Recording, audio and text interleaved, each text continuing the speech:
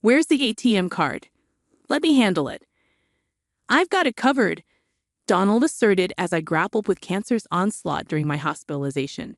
His smirk hinted at sinister intentions now that the ATM card was in his possession. Just so you're aware, there's $500,000 in there. Handle it with care, I warned him. The whereabouts of the ATM card weren't random. It was part of a broader strategy. Our marital bond and my trust weren't the sole factors at play. I harbored a meticulous plan to bring Donald to see crashing down. Upon my return home to retrieve a few items, a divorce application lay on the table. As anticipated, the ATM card had vanished. Operation accomplished. To outsiders, the situation might appear bleak, yet for me, it marked only the initial phase of retribution. My name is Emily, a woman in her 40s, ostensibly a homemaker, cohabiting with Donald, my husband. Initially, our marital voyage was smooth sailing, but soon a tempest brewed, unveiling Donald's true essence. Donald masqueraded as a benevolent, caring spouse during the honeymoon phase of our marriage. However, beyond the initial euphoria, his true colors surfaced. He subscribed to the archaic notion that a wife's paramount duty was to cater to her husband's whims. His verbal assaults became a routine occurrence. A wife must defer to her husband's wishes. You ought to heed your husband's directives. Donald's rhetoric echoed relentlessly. Any deviation from his expectations led to vitriolic diatribes. For instance, he insisted on segregating laundry, prioritizing his garments over mine, disregarding efficiency.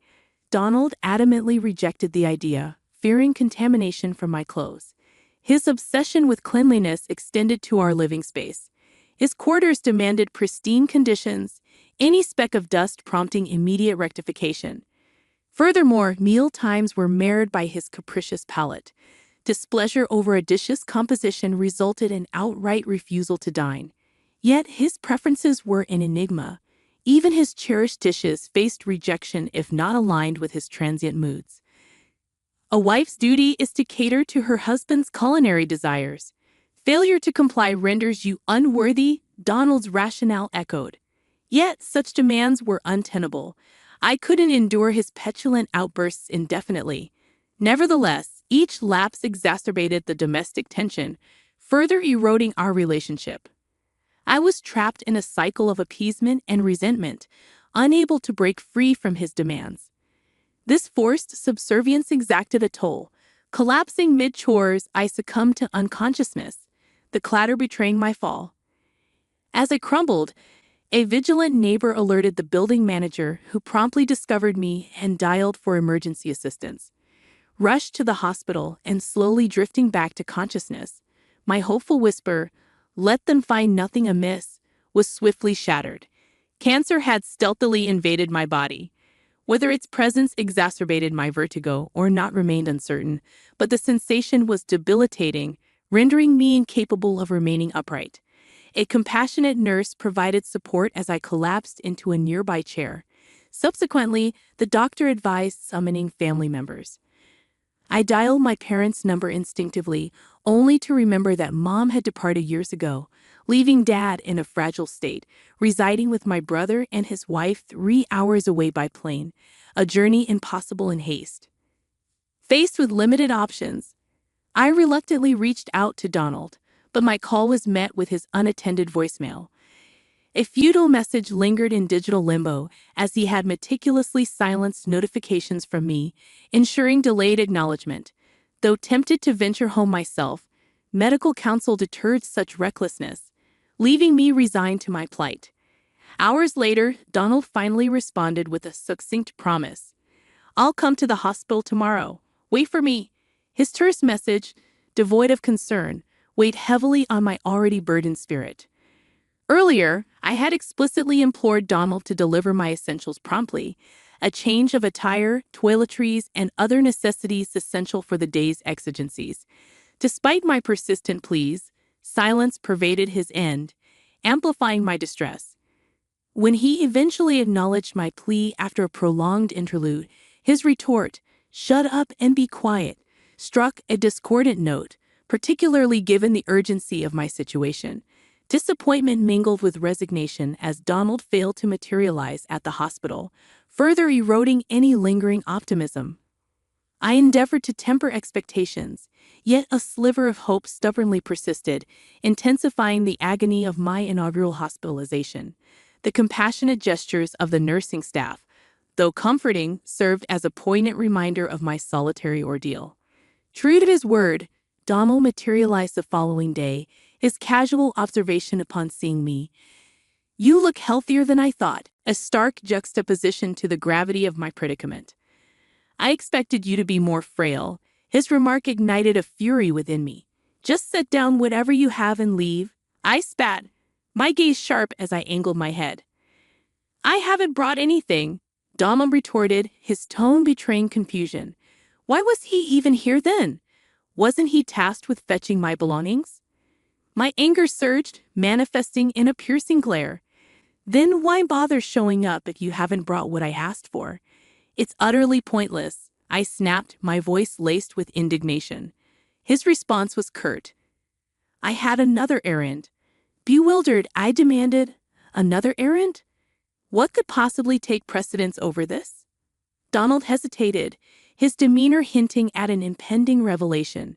"If you have something to say it now," I pressed impatiently, my fatigue from anxiety amplifying my impatience. With an unsettling chuckle, he finally divulged, "Where's the ATM card?" "Let me manage it. Trust me." It clicked. He was here to locate the ATM card, presumably to wrest control of our savings for his own gain. His brazen self-interest, even in the face of adversity, elicited a deep sigh from me, yet Donald remained unperturbed, his smile unyielding as if oblivious to the gravity of the situation. I couldn't endure his presence any longer. It was time to take action. "There's $500,000 in there, so handle it with care," I disclosed, watching as realization dawned on him. $500,000, he exclaimed, a mix of surprise and delight coloring his features. To provide context, both Donald and I were ordinary office workers before marriage, devoid of any fortune. The source of this sudden wealth, stocks. Following a friend's advice, I had delved into stock market investments during my tenure as a housewife, culminating in a windfall. Initially intending to save it for the future, I had harbored reservations about divulging the existence of this sizable sum, fearing Donald's selfish tendencies. However, driven by a desire for retribution against his repeated acts of self-interest, I opted to reveal the money's existence, laying the groundwork for my retaliation. Donald appeared convinced that his machinations were proceeding smoothly, but little did he know, it wasn't going to be as straightforward as he imagined. Thankfully, it was a holiday, rendering the bank's counters inaccessible. With Donald's return to work scheduled for the next day, withdrawing the funds would likely have to wait until evening. This afforded me a window of opportunity to set my revenge plan in motion. After consulting with my doctor and obtaining clearance, I was granted temporary leave from the hospital. Tomorrow would mark the culmination of my vengeance, and anticipation coursed through my veins.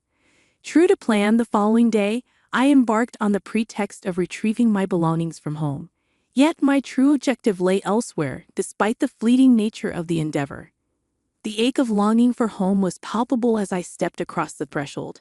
Donald absent, the house eerily silent.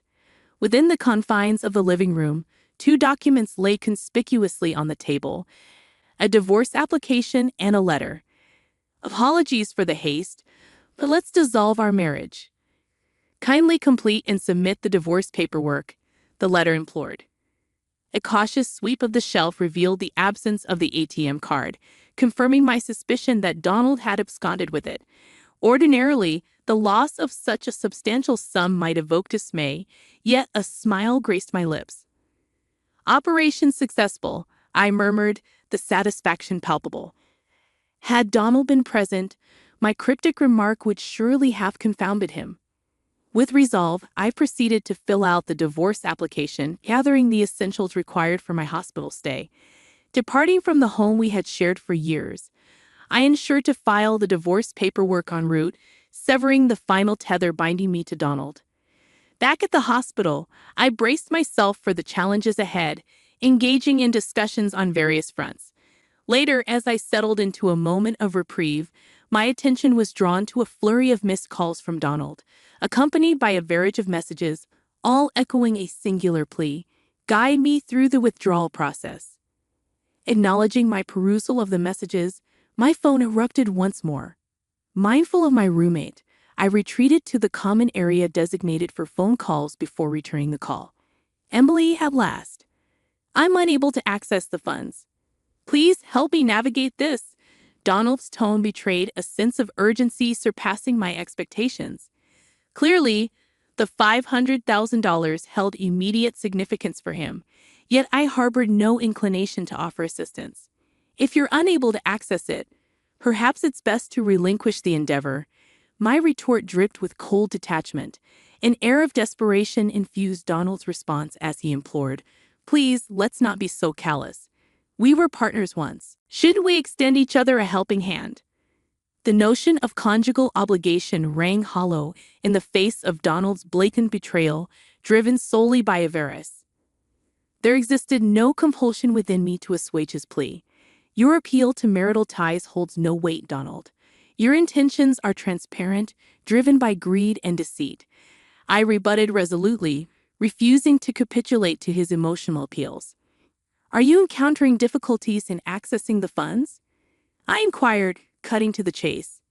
Yes, I'm in dire need of the $500,000. Please aid me. Donald's plea betrayed the urgency of his predicament. Despite possessing the ATM card necessary for accessing the substantial sum, he found himself thwarted at every turn. Concerned that he might have misinterpreted the process, Donald reached out to me for guidance. As I listened to his explanation, his plea for assistance resonated with an uncharacteristic vulnerability, his voice tinged with desperation. The irony of his predicament threatened to elicit a sardonic chuckle from me. Opting to confront Donald with the stark reality, I delivered the crushing blow. Your approach is correct, but the ATM card you possess has been rendered useless. I disclosed. Donald's incredulity was palpable as he interjected. What do you mean? An ATM card should function normally, a sentiment rooted in logical expectation, yet futile in this instance. Why? Because earlier today, I reported it stolen. I revealed, punctuating the revelation with a weighty silence. Donald's stunned silence echoed through the receiver, the gravity of the situation sinking in. That day, en route from the hospital, I had visited the bank and initiated the necessary steps to report the theft of the card. Donald's illicit acquisition of my ATM card, with intentions of claiming the $500,000 for himself, amounted to theft in its purest form. It was only fitting that I took decisive action. The card he possessed was now incapable of accessing the substantial sum. Furthermore, our matrimonial bond had disintegrated. He could no longer hide behind the guise of spousal privilege. Donald himself had extinguished any possibility of accessing the $500,000. How does it feel to be outwitted by the very person you belittled? I mused aloud, my weariness punctuating the exchange. I need the $500,000 right now, please. I'll do anything, just give me the money. Donald's plea echoed with desperation, his urgency palpable. Yet, I struggled to comprehend the sudden need for such a substantial sum. Why the sudden urgency for $500,000? What have you gotten yourself into?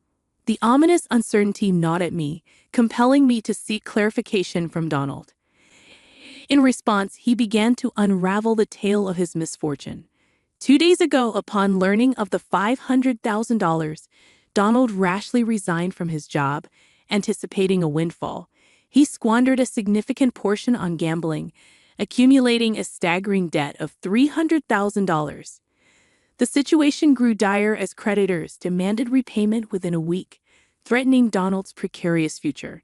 Deluded by the notion that the ATM card linked to the $500,000 would resolve his woes, he continued his reckless spending unabated.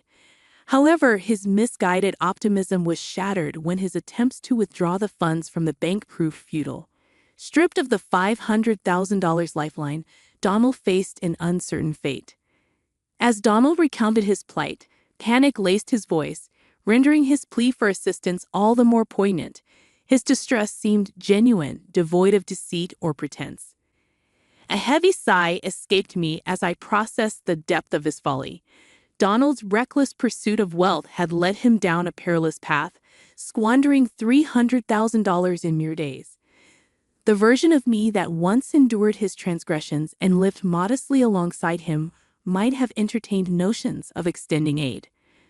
But now, devoid of any remnants of affection for Donald, his pleas elicited no sympathy, only a wry amusement at his misguided expectation that I would come to his rescue. Yet Donald persisted, his pleas now tinged with desperation. "Please, you're my last hope," he implored. His persistence grated on my nerves, an unwelcome distraction from my pressing need for treatment. This predicament was entirely of Donald's own making. Had he demonstrated even a modicum of care as a husband and fulfilled my request to retrieve my belongings on time, I might have considered sharing some of the $500,000 with him. But his indifference spoke volumes. "I'm sorry, but I refuse to provide you with the $500,000 or offer any assistance. This is your burden to bear. After neglecting your duties as a husband for so long, it's cowardly to seek help now simply because we're technically still married," I asserted, my tone unyielding. "Don't be so heartless. Our history together as husband and wife can't simply be discarded with a piece of paper." Donald attempted to appeal to the remnants of our past. "What history? You've only ever leaned on me," I retorted, unmasking his attempts to manipulate the situation to his advantage. "I won't give in to your pleas, no matter how desperate you become." Donald's desperation only seemed to intensify. "Please, Emily, I'm begging you. You're my only lifeline. If you abandon me now, I don't know what will become of me." His words bordered on blaming me for his misfortune. Yet it was Donald who bore sole responsibility for his predicament. Had he not squandered recklessly, he wouldn't be facing this uncertain future. If he hadn't chosen to sever ties with me simply because he believed he had access to wealth, none of this would have transpired. Enough with the excuses. You're facing the consequences of your actions. Deal with it yourself. Goodbye. With those words, I terminated the call.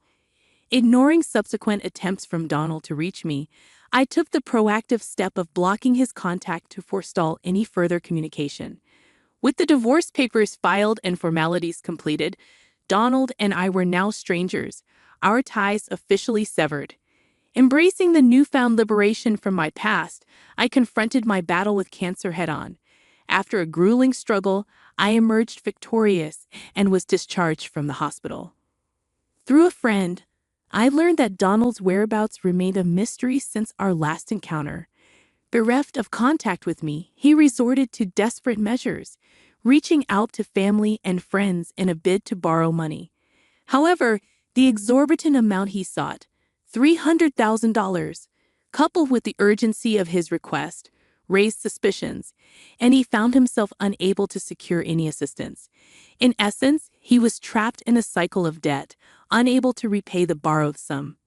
Though uncertain of Donald's fate, it was evident that he was enduring a fate worse than hell itself. A profound sense of satisfaction washed over me at the thought. As for myself, having triumphed over cancer, I relocated from the house shared with Donald to a new abode, where I commenced working from home, relishing in my newfound independence. Thankfully, my financial stability remained intact. While friends occasionally inquire about my prospects of finding love anew, the harrowing memories of my tumultuous marriage with Donald have dissuaded me from entertaining thoughts of remarriage. I find solace in living freely and contentedly, embracing solitude over the complexities of married life.